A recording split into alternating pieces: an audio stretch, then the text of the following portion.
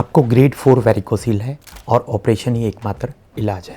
जैसे ही डॉक्टर ने आपको ये बोला, आप तुरंत घर वापस आ गए, घबरा गए, डर लगने लगा और सोचने लगे कि ऑपरेशन के दौरान अगर गलती से कोई नस कट गई तो मेरी सेक्सुअल लाइफ का क्या होगा। लेकिन ऑपरेशन ही एकमात्र इलाज नहीं है। आजकल बिना चीरे के माध्यम से आधुनिक प्रक्रिया के द्वारा भी इस बीमारी का इलाज संभव है, जिसे हम बोलते हैं वेरिकोसिल एम्बोलाइजेशन। हाँ, आपने सही सुना, वेरिकोसिल एम्बोलाइजेशन। आज के वीडियो में हम डिटेल में बात करेंगे सर्जरी और एम्बोलाइजेशन के बारे में, ताकि आप जानकारी के बाद डिसीजन ले पाएं कि कौन सा ट्रीटमेंट आपके लिए सही रहेगा। और वीडियो को एंड तक जरूर देखिएगा। वीडियो के एंड में हम कंपेयर करेंगे कॉस्ट का और बात करेंगे इंश्योरेंस की। नमस्कार, मैं हूं doctor Rajendra Bansal, interventional radiologist. Practice करता हूं flow care clinic, Jaipur, Rajasthan, India में। तो चलिए समझते हैं कि वेरिकोसिल में होता क्या है। टेस्टिकल से हार्ट की तरफ गंदे खून को लेकर जाने वाले ट्यूब, जिन्हें हम वेन्स बोलते हैं, इन वेन्स में वाल्व होते हैं। जब वाल्व में खराबी होती है तो ब्लड का बैकफ्लो होता है।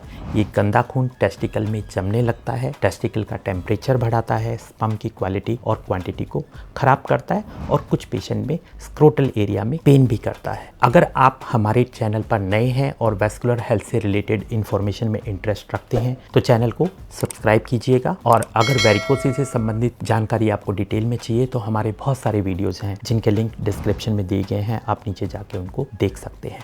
तो चलिए बात करते हैं वेरिकोसिल के दो ट्रीटमेंट ऑप्शन, सर्जरी जिसे हम बोलते हैं वेरिकोसिलेक्टमी और एम्बोलाइजेशन की। हम डिटेल में कंपैरिजन करेंगे ताकि आपको डिसीजन लेने में आसानी हो। तो सबसे पहले हम बात करेंगे वेरिकोसिलेक्टमी की। इसमें 3 तरीके से होता है। पहला ओपन सर्जरी, जिसमें डॉक्टर बड़ा चीरा लगा के और इन नसों को रिपेयर कर देते थे। जमाना एडवांसमेंट का है, फिर धीरे धीरे इसमें नया ट्रीटमेंट आया, दैट इज कॉल्ड लेप्रोस्कोपिक वेरिकोसिलेक्टमी, जिसमें डॉक्टर 4 छेद करते हैं पेट के हिस्से में और फिर इन नसों को बांधते हैं। माइक्रो वेरिकोसिलेक्टमी, जो कि आधुनिक इलाज है, डॉक्टर ग्रोइन वाले एरिया के अंदर, जांघ के ऊपरी हिस्से के अंदर एक लगभग 2 इंच का हॉरिजॉन्टल कट लगाते हैं। कट लगाने के बाद में जितनी भी खराब नसें हैं, चाहे वो 8, 10, 12 नंबर इतना ही होता है, इन नसों को माइक्रोस्कोप के द्वारा कंफर्म करते हैं। एक बार कंफर्म करने के बाद दोनों तरफ ये क्लिप लगाते हैं और बीच में से इन नसों को काट देते हैं। हम कंपैरिजन करने वाले हैं माइक्रो वेरिकोसिलेक्टमी वर्सेस एम्बोलाइजेशन। माइक्रो वेरिकोसिलेक्टमी जो कि आधुनिक इलाज है, तो इसमें ऑपरेशन करने के बाद डॉक्टर उस एरिया को टांके के द्वारा सिलाई कर देते हैं, यानी स्टिच लगा देते हैं। 1 से 2 दिन अस्पताल में रुकने की ज़रूरत होती है और रिकवरी टाइम लगभग 2 से 3 हफ्ते होता है। जब भी कोई सर्जरी होती है तो उसके कुछ ना कुछ कॉम्प्लिकेशन भी होते हैं, हम उनके बारे में बात करेंगे। ऑपरेशन के दौरान लगभग 5 to 10% पेशेंट्स के अंदर स्क्रोटल वाले एरिया के अंदर पानी भरने लगता है, जिस कंडीशन को हम बोलते हैं हाइड्रोसिल। दूसरा जो कॉम्प्लिकेशन होता है वो होता है कि बॉडी में जब भी कहीं पे कट लगता है तो स्किन पे छोटी छोटी नर्व्स होती हैं जो हमें छूने का एहसास दिलाती हैं। इन नर्व्स को इंजरी होती है, जिसकी वजह से पेशेंट को बिजली के झटके जैसा तेज़ दर्द का होना, जो कभी कभी स्क्रोटल एरिया या जांघ एरिया में भी आता है और इसको ट्रीट करना बड़ा ही मुश्किल होता है। इसको हम बोलते हैं neuralgic pen. Third complication recurrence. अगर मैं वेरिकोसिलेक्टमी की बात करूं तो रिकरेंस के चांस होते हैं 5 to 10% और उसका भी साइंटिफिक वजह है। सर्जन के पास एरिया बहुत लिमिटेड होता है, लगभग 5 सेंटीमीटर एरिया।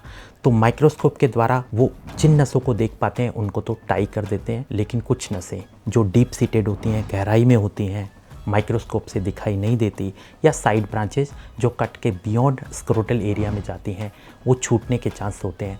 अगर कोई सिंगल नस छूटती है तो रिकरेंस के चांसेस काफ़ी बढ़ जाते हैं। तो इन नटशेल माइक्रो वेरिकोसिलेक्टमी एक बहुत ट्रायल एंड टेस्टेड मेथड है, बट रिकवरी स्लो है, स्टिचेस लगते हैं और रिकरेंस का रिस्क। तो अब मैं बात करूंगा आधुनिक इलाज, जिसे हम बोलते हैं वेरिकोसिल एम्बोलाइजेशन।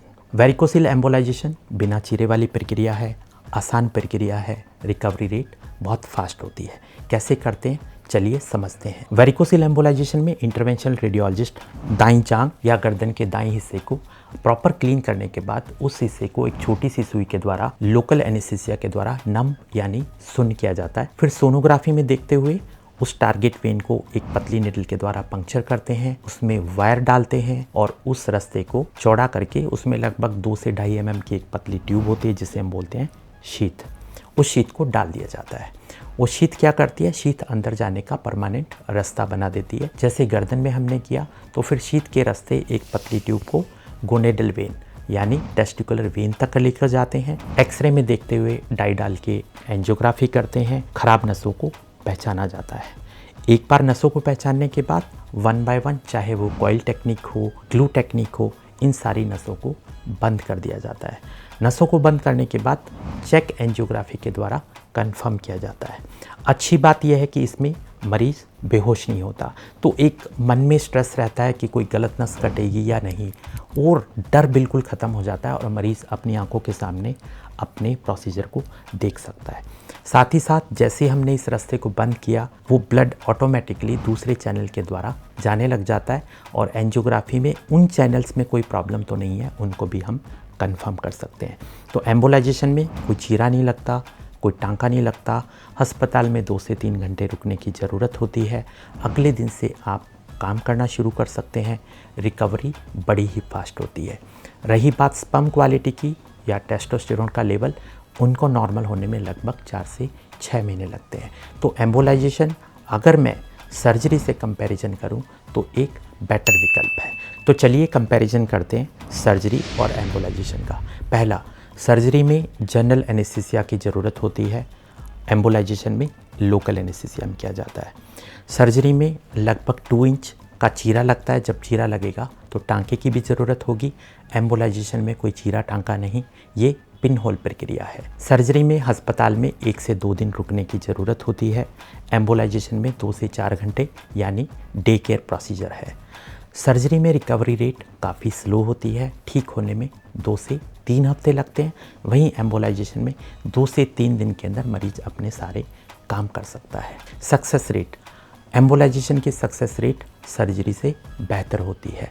कॉस्ट डिपेंड करती है डॉक्टर के एक्सपीरियंस पे, कौन सी सिटी में आप ऑपरेशन करा रहे हो। लेकिन अगर हम मोटा मोटी कंपेयर करें तो एम्बोलाइजेशन में 10 to 15% का कॉस्ट ज़्यादा आता है। इंश्योरेंस में दोनों सर्जरी और एम्बोलाइजेशन कवरेज होता है। तो अगर आपको इसमें से चूज करना हो तो एम्बोलाइजेशन एक बहुत आसान, कंफर्टेबल और स्ट्रेस फ्री ट्रीटमेंट है। तो अगर आपको डॉक्टर सर्जरी की सलाह देता है तो उसके लिए आप एम्बोलाइजेशन के बारे में एक बार ट्रीटिंग फिजिशियन से ज़रूर बात करें। तो अगर आपको चूज़ करना हो सर्जरी और एम्बोलाइजेशन में, तो एम्बोलाइजेशन बेटर ऑप्शन है। रिकवरी फास्ट है, कंफर्टेबल है और मेंटल स्ट्रेस भी नहीं आता। अगर आपको वेरिकोसील डायग्नोस हुआ है, स्क्रोटल पेन है या मेल इनफर्टिलिटी से रिलेटेड इश्यूज़ हैं, तो आप अपनी रिपोर्ट शेयर कीजिए या दिए गए नंबरों पर कॉल करें। आपका कंसल्टेशन बिल्कुल कॉन्फिडेंशियल होता है। तो मैं चाहूँगा कि इस वीडियो को ज़्यादा से ज़्यादा लोगों में शेयर करो। मैं हूँ डॉक्टर राजेंद्र बंसल और मेरा काम है आपको सही जानकारी देना, ना कि only one option. Thank you.